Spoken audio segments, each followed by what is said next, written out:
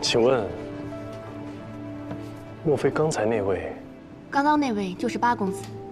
臧大人，别让我们小姐久等了。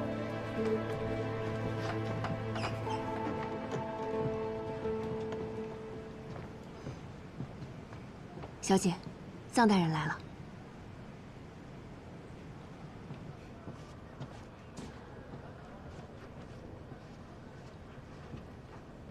向老板，真是巧了，我刚从外面回来，就赶上了臧大人来送礼。怎么，这么快就有用得着我枕楼的地方了？向老板勿怪，在下是来赔礼的。先前的确是我妄自尊大，不识好歹，辜负了向老板的一番好意。不知道现在反悔，还来得及吗？臧大人不是口口声声说做朋友不敢高攀，怎么现在又改变主意了？莫不是多得了几分平津侯的信任，觉得自己倚在高处了？别说是信任了，侯爷不猜忌我，都算好的了。在下可是被这几日的流言蜚语给害惨喽。你来找我就是为了这个？什么流言？我怎么没有听说？向老板，您手下留情啊！这八公子的流言……哎，谁说是八公子说的？这可跟枕楼没关系。好，好，好，那就跟枕楼没关系，就当不是枕楼传出去的。在下今日前来，是想请向老板帮在下想想办法，消掉这些谣言。谣言嘛，一阵风不就过去了？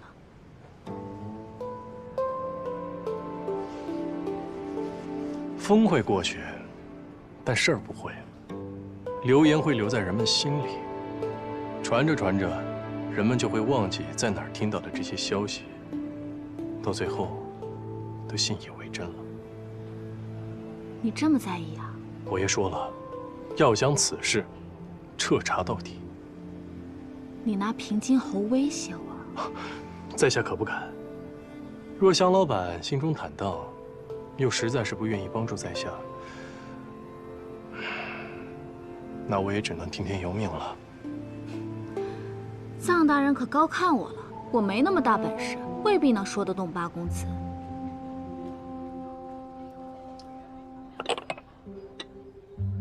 你一定能请得动他。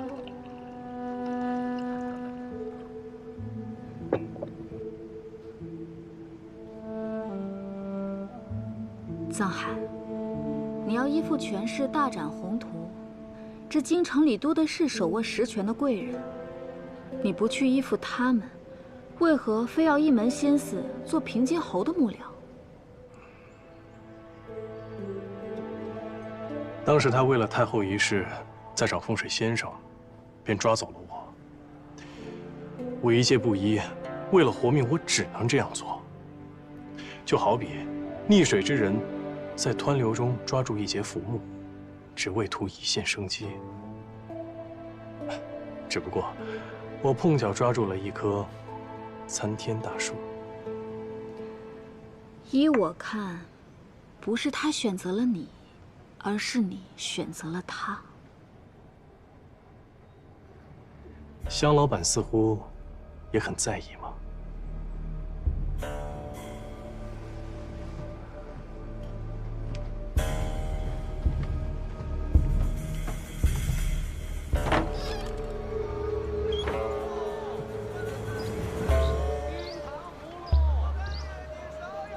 这京城里人情如网，秘密之知，谁和谁有仇，谁和谁有恩，那都是河里的暗礁，看不见也摸不着。只有船撞上了，才能知道。说得好，在下记住了。不过您放心，我不会与你为敌。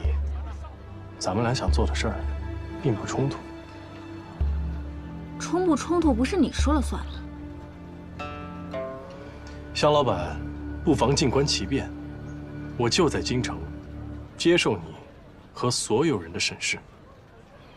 谁要看着你啊？将来你是好是坏，和我有什么关系？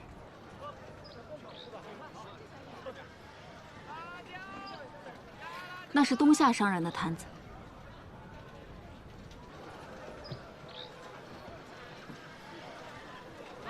东夏和大雍贸易往来原是平常，只不过京城的生意不好做，又时常有都尉司盘查。他就像你说的，不知不觉接受了无数双眼睛的审视。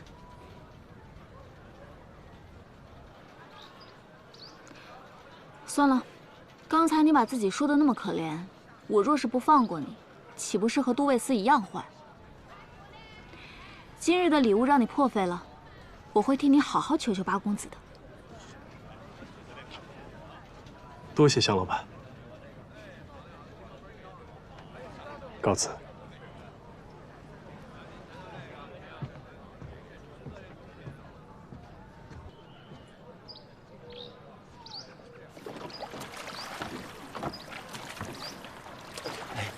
公子要买些什么？随意看看。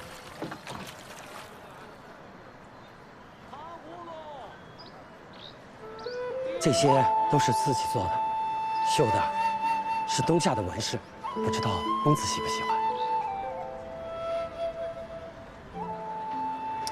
这个我要了，谢谢公子，谢谢公子。你这就放过他了？是谁说的？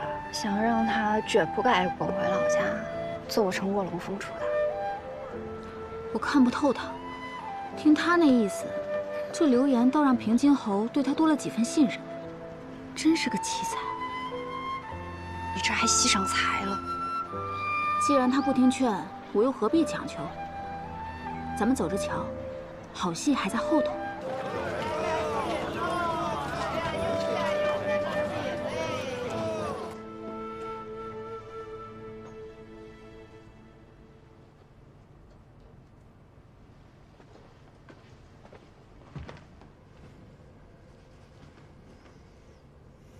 师傅，刺杀平津侯这么大的事情也不和我商量，你是翅膀硬了，会擅作主张了。师傅，我错了。我本来是想找您商量的，结果半路被人打晕带走了。等我醒过来，还见到我的师兄关峰，他之前也在后府做幕僚。啊？ 竟然发生了这么多事情，还好，现在流言已破，平津侯也对你放下了戒心。甄老真是神通广大呀，一个流言就能让你身陷危机。平津侯不能杀了，我要留在侯府继续查第三个人。既然是三个人协同密谋，如果我猜的没错，三个人的身份地位应该是差不多的。不一定。 事情过去这么久了，官吏生贬时有发生，肯定会有漏网之鱼呀。哎，权贵、富商，甚至普通老百姓都不能漏掉。是我疏忽了，但这得查到什么时候啊？哎呀，你说平津侯要是直接告诉我们该多好啊！ 那事情就简单了。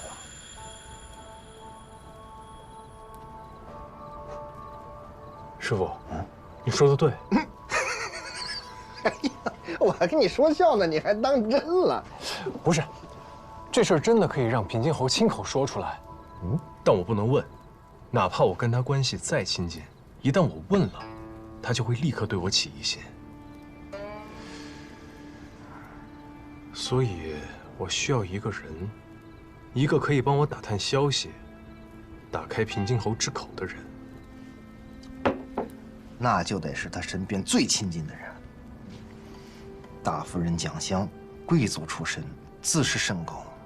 你就算对他有价值，他也会把你当狗使唤。庄知府也是一样。况且我如今锋芒太盛，杨真、菊娇都因我而死，他们肯定不会轻易相信我。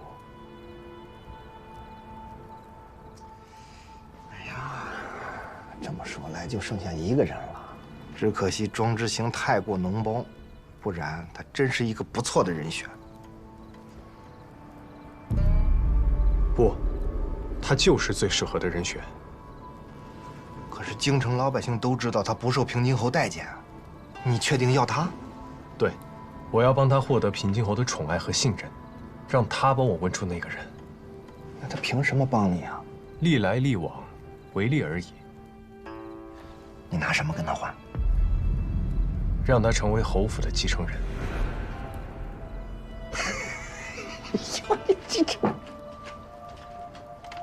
庄知府是侯府嫡子，庄之行就是烂泥扶不上墙，他拿什么去争啊？就是因为难，才能让他动心啊！我帮他上位，他帮我问出平津侯的秘密，很公平。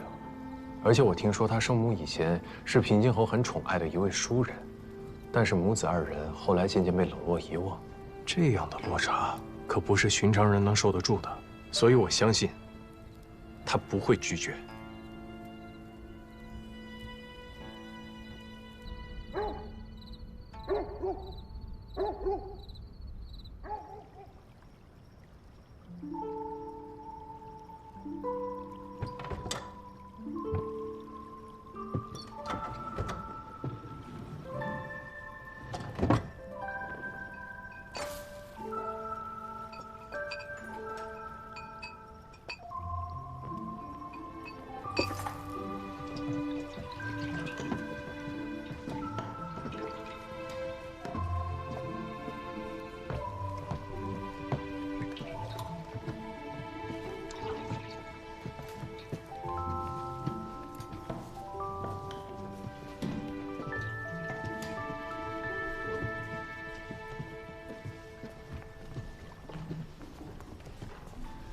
都下去吧。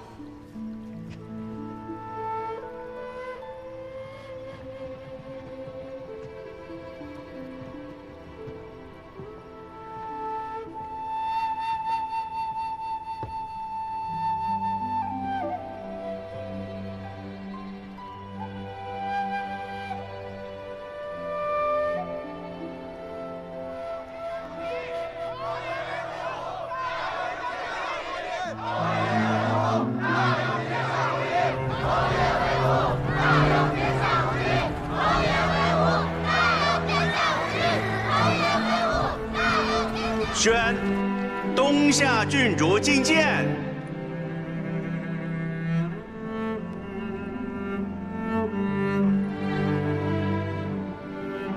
参见陛下，快跪下，快磕头，给陛下磕头。东夏小儿不懂规矩，陛下勿怪。无妨，自有大庸礼官规训。从今往后，她不再是东夏的郡主，朕就封她个柔远公主。奢则家贫，凡为女子，不可因循。一生之计，唯在于勤；一年之计，唯在于春。茶酒清香，有光门户；红日寒山，挽留居住。点烛擎灯，安排卧具，清静相承。跑哪儿去了？仔细找找，真是的。嘿，葛女使，有个小丫头跑进职宫了，有没有看见？好像往那边去了。殿下，你在这里等我，我们去那边找找。是。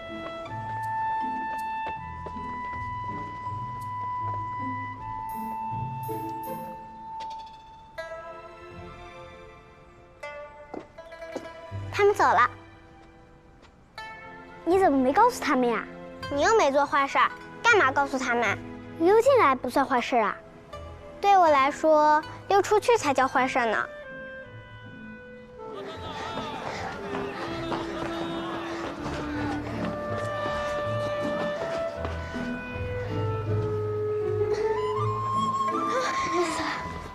我终于一个人出来了。他们管你很严吗？是啊，我出门都会有人跟着。不让我随意和别人聊天。你看，你今天不就自由了吗？只要你愿意，有办法阻挡。那以后我们经常一起出来玩。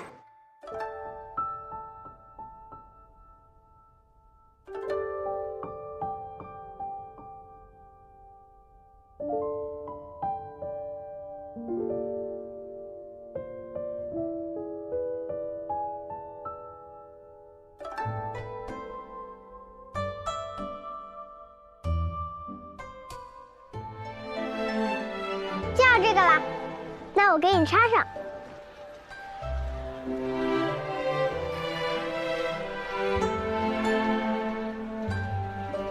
我看看，如何？感觉还是不够好。那就去下一家吧。怎么样？你今日功课做完了吗？女史讲的东西，这么多年翻来覆去就是那些，什么大庸的礼仪啊，大庸的国史，听得我烦都烦死了。哎，难为人家了。好了，今日要给我说哪段啊？好，我的公主殿下，你想听什么呢？是缠绵悱恻的爱恋，还是荡气回肠的恩仇啊？那我今日就要听冬夏的故事。好，那我就给你讲一个关于冬夏歌姬爱上大庸秀才的故事。骗人，根本就没有这个故事。那我又没有去过冬夏，我能编出来都已经是神通广大了。除非有朝一日你能带我去冬夏看。怎么啦？又想家了？没有。哎，有想过将来吗？我想过，不过我还没太想好。但是我知道，我不喜欢做那些女工，我也不喜欢看那些我爹让我看的书，枯燥极了。我呢，就喜欢整日坐在街头巷尾，听人们茶余饭后讲些闲言碎语，然后再把它们编成故事。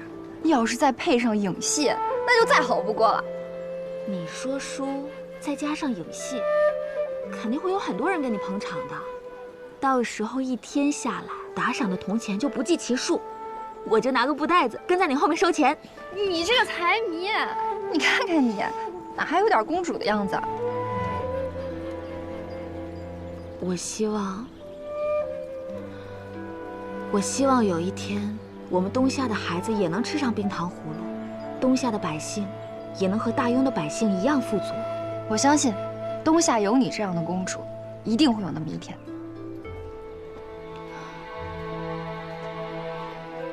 可是我现在被困在这京城里，什么也做不了。我这个公主又有什么用呢？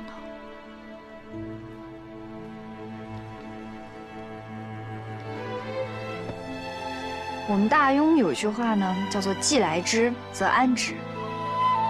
既然过去已经发生的事情我们无法改变，那我们就努力过好眼下的日子。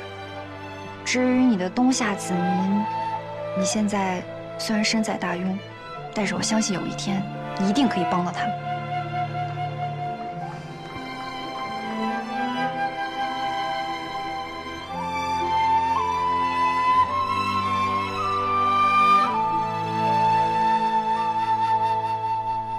倒是也奇怪，这平时人山人海的，怎么今天这么冷清啊？因为还没开业啊。啊，你看，这陈楼怎么改成枕楼了？陈楼经营不善，亏了不少钱，现在被我给低价盘下来了。皇上也已经答应我了，从此以后，这枕楼就由我来经营。皇上答应你经营枕楼，你就别问这么多了。这就是本公主的地盘，带你看看啊！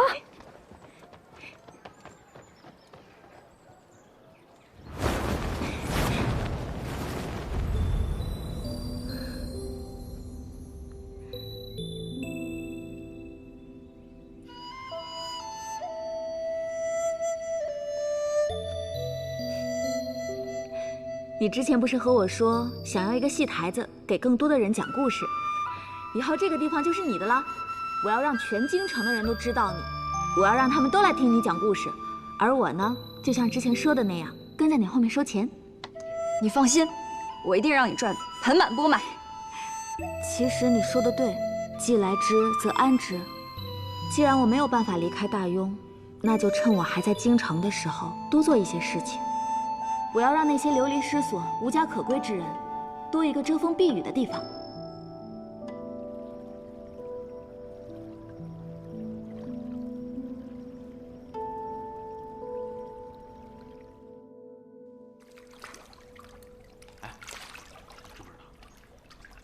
平津侯家的二少爷又在枕楼债台高筑了，这厮有多少？光这个月900两，还真是个败家子儿啊！我听说这吃喝嫖赌样样精通，这个家早晚让他败光，是吧？来，飘吗？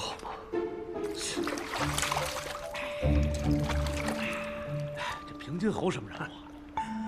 他的大儿子庄知府。年纪轻轻啊，就做了工部侍郎。那你说这侯府怎么生出这么个不成器的小儿子呀？给那个侯府的脸呐，都丢尽了。丢尽！来吧，我看你们真是吃了雄心豹子胆了，敢在这个地方胡言乱语。不是我说你谁呀？跟你有什么关系啊？我倒觉得二公子挺好的呀，他反倒像年轻时候的平津侯，不见得比不上大公子。庄大公子文能治国，前途无量。那庄之行拿什么跟他比？是，告诉你们，庄之行身上有的可是平津侯的血脉，是先将军庄牧的孙子，庄家世代将才。庄二公子现在啊，只是不显露山水罢了。假以时日，一定可以名扬天下。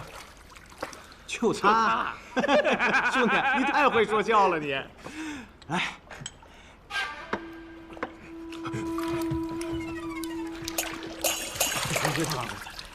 庄二公子，您怎么来了？我不能来吗？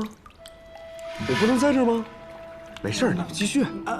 庄二公子，我们休息完了，您泡。对，您泡。走。哎呀，要不要找人治治他们？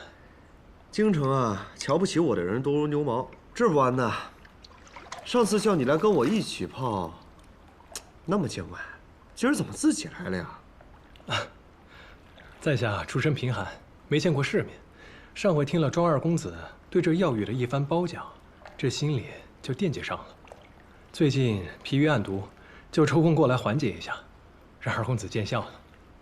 那你今儿可来对了，今儿这温泉水里加了红花、丹参和当归，有活血化瘀之效。你方才替我说话，我要谢你。这顿早，我请了。多谢二公子。来。哦，舒服。你也看到了，京城的人啊都看不起我，臧大人怎么这么看得起我？哎，金陵岂是池中物啊！我第一眼见到你，就知道二公子绝非凡人。你好奇怪，这话不应该对我大哥说吗？所有人都恭维大公子，但我却觉得，你将来的路，比大公子更为宽广。哦，你说说。二公子弘毅宽厚，知人待事，我断定，侯府的下一任主人一定是你。还是不够了解我呀。我呢，闲了就尝尝枕楼的美食。闷了呢，就喝喝丽月楼的美酒；心情好的时候，就到画舫游湖，跟姑娘们说说笑笑；心情不好的时候，我就豪赌一场。哎，就我这活法，旁人羡慕还来不及呢，凭什么非得去做那一家之主啊？上下操劳。这些当真是你自己选择的，还是有人潜移默化地驱使你，让你对别的都不上心，只会这些吃喝玩乐的本事呢？看来今日并非偶遇，你是有备而来，专程等我的吧？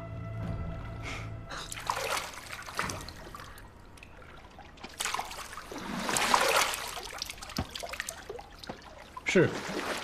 偶遇虽假，但这些可都是真的。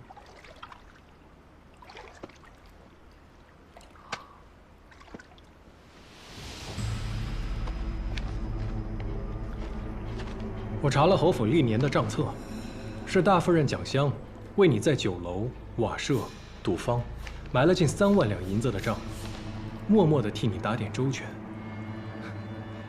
你是觉得自己遇上了一个千载难逢的好母亲呢，还是遇到一个心机深沉，把你养成废人，从此再无力与他儿子争宠的大夫人呢？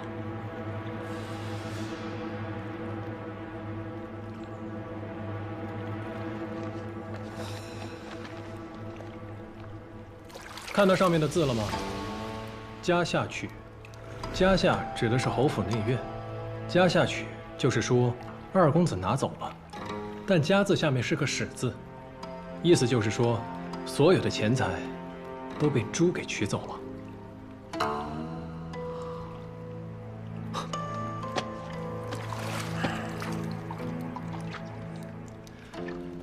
侯府小店，家人团聚之时，二公子却流连于酒肆之间，惹得侯爷失望憎恶。久而久之，这侯爷心里自然就没有你的位置了。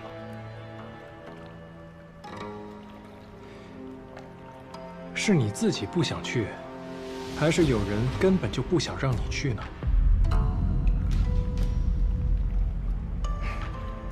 二公子，你到底还要忍受这些羞辱到什么时候啊？大夫人的好，接受容易，拒绝才难。你难道就不想争一争？你想让我争什么？和大公子一争高下。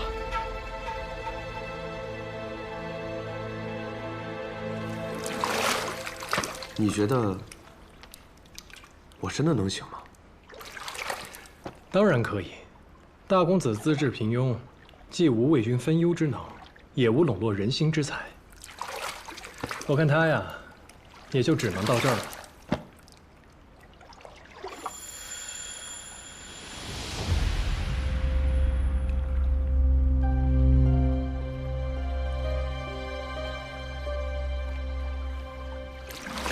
要是让他这样的人成为下一任平津侯，那侯府以后就只能每况愈下，日渐式微了。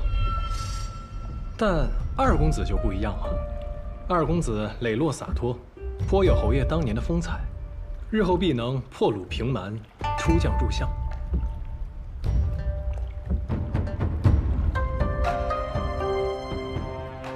二公子，桑海，从来没有人跟我说过这样的话。听你一番话，比我赢钱都开心。我们今儿一定得好好喝一杯。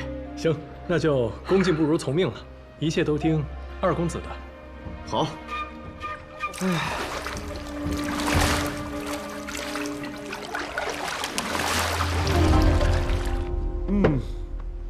哎，来，这是我一直存在枕楼的屠苏酒，拿出来给你尝尝。来，多谢二公子。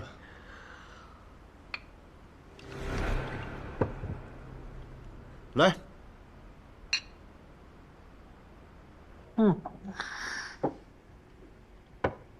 哎，桑海，你倒是替我操心了不少，但是我觉得，你不只是要替我谋划，还要帮助你自己吧。大公子能走到今天这个位置，离不开蒋香在背后替他谋划。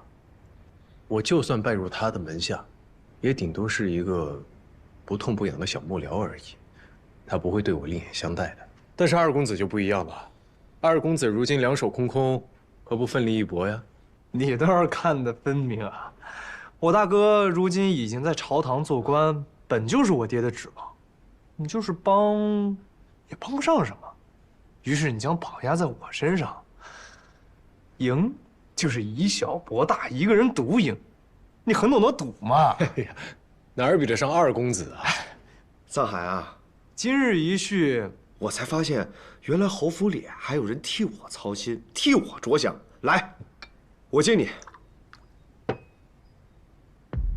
哎，你这，在下不胜酒力。你这是瞧不起我的酒吗？不，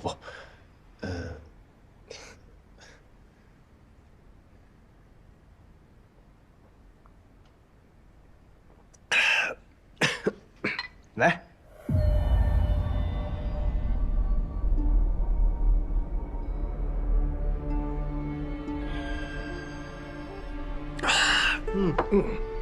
果然是好酒啊！喝酒我行，其他的，我这肩不能扛，手不能提，只懂得享受，恐怕要让你失望了。二公子言重了。不信？我跟你说个事儿。小的时候啊，我曾经被一个恶童抓住，关在地道里，才1个晚上我就差点死了，所以说啊，我是真一点苦都不能吃。二公子这叫福泽深厚，大难不死必有后福。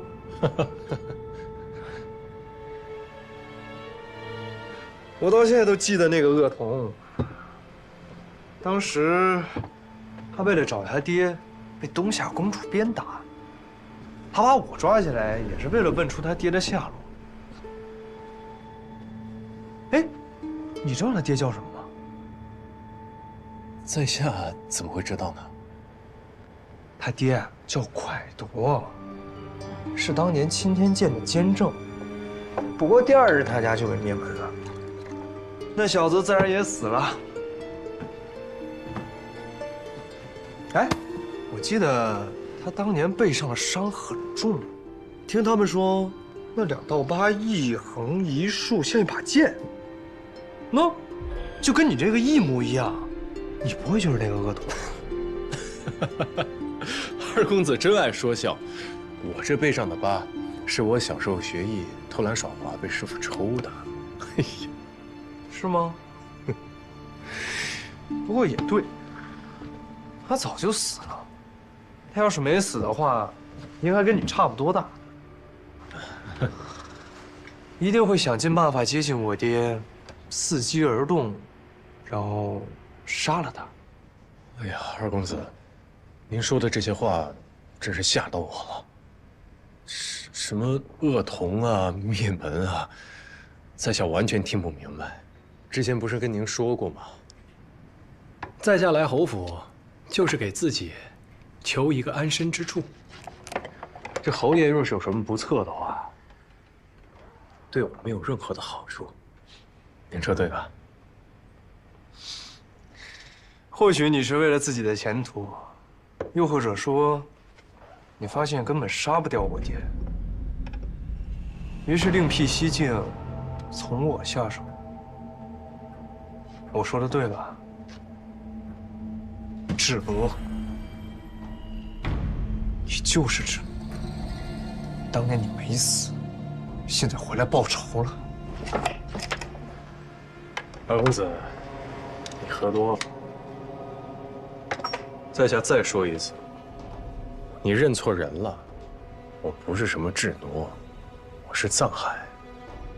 二公子若是不相信，可以随便查验我的身份。我现在清醒得很。我告诉你，我和你第一次在财库相遇的时候，我就记住了你。后来杨真、瞿娇都因你而死，我就隐隐觉得你不对劲。这屠苏酒里加了川芎和玉桂，即便是陈年伤疤，喝了也会显现出来。二公子，没有人会相信你的胡乱猜测。你背后的疤就是最好的证明。我们可以现在就回去，把这疤给我爹看。无论你是谁，无论你有多好的口才，看看他会不会饶你性命。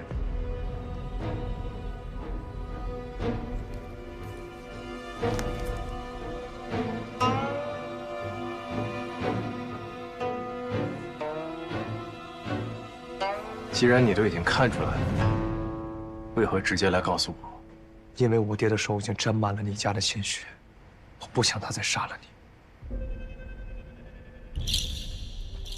10年前的那天夜里，我因为在你家受了气，睡不着，就想去找我爹，让他给我出气。爹。后来我困了，就在他房外的廊下等他。他很晚才回来，我想叫他，却看到他脸色阴沉极了。我知道，那天晚上一定发生了什么事儿。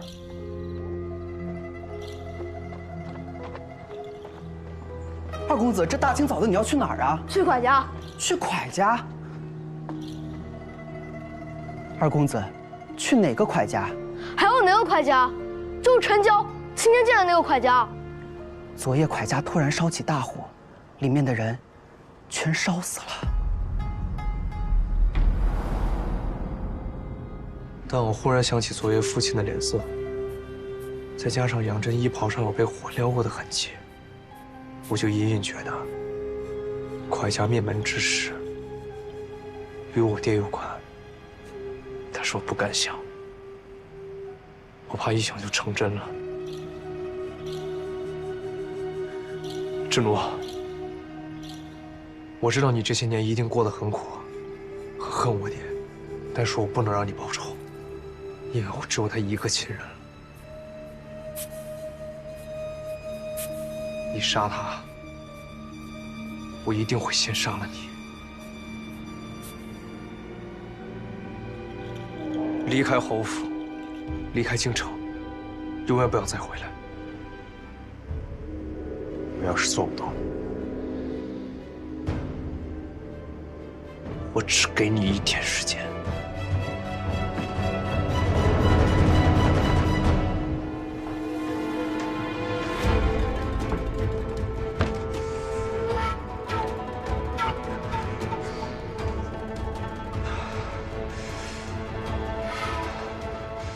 他怎么知道的？他比我想象的还要聪明。我与他第一次在财库相遇，他便记住了我。后来我接连除掉了杨真跟曲娇，他便对我起了猜疑。我背上的疤，他虽然没有见过，但他当日听师兄们的描述便记了下来。原本疤痕已经不明显，但是今日在诊楼，他让我喝下秘制的药酒，2条疤便显露了出来。我原本打算咬死不承认的，但他就要带我去见平津侯。以平津侯多疑的心性，我必死无疑。防不胜防。那现在怎么办？但是庄之行没有告发我，他可怜我，给了我1日的时间，让我离开侯府，离开京城。1日的时间。明日你要跟平津侯去陵园祭祖，庄之行一定也去。等到了陵园，庄之行肯定有落单的时候，让官风室内在陵园下手，杀了他。他不是个坏人，罪不至死。你心软了？我没有。你不想杀无辜之人？平津侯可曾放过你家一个？庄之行就好像随时可以点着的火药，你报仇的事不仅完不成，自己可能都搭上了。我知道。我会妥善处理好这件事。如果真的要杀他，我会亲自动手。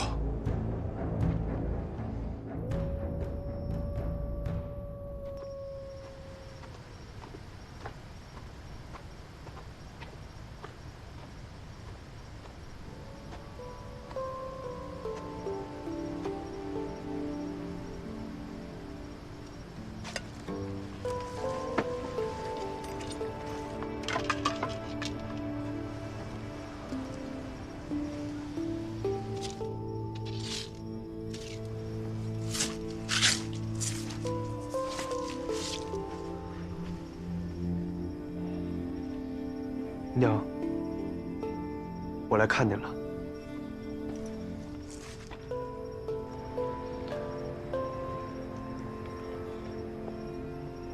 也不知道下人们怎么当的差，草也不拔干净，土也不填，回去就骂他们去。您在下边还好吗？我很好，您就不用操心我了。父亲明日会去陵园，我会请他也来看您。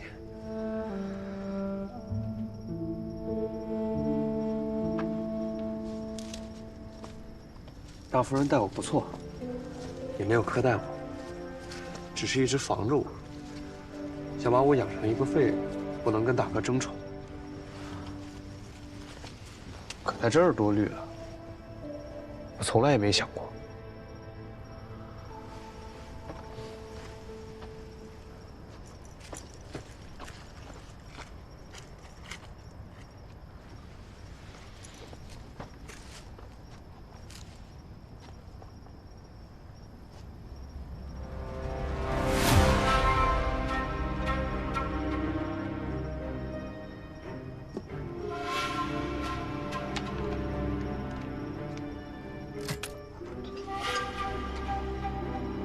我还遇到了一位故人，我知道他这次回来是要杀了蝶替他全家报仇。我要他离开京城，再也不要回来。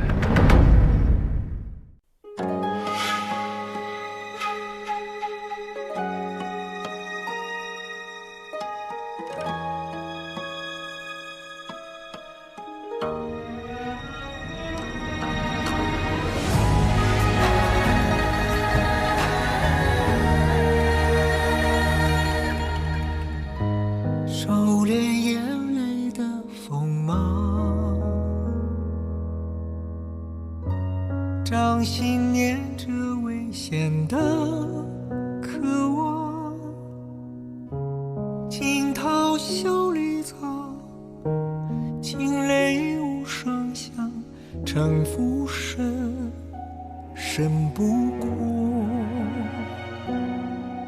我目光。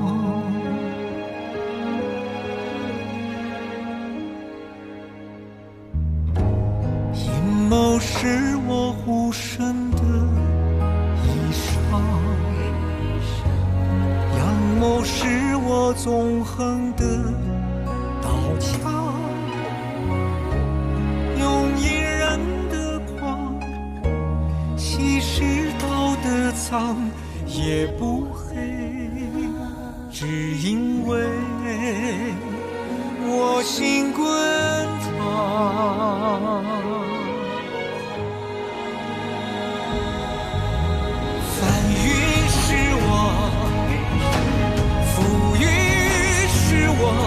人心的罗盘莫测，总会有人起起落落。盛夏是我，雨多是我，当夕阳如烈日赤裸，与君共高歌。芒种是我，秋收是我，天下是我。苍生。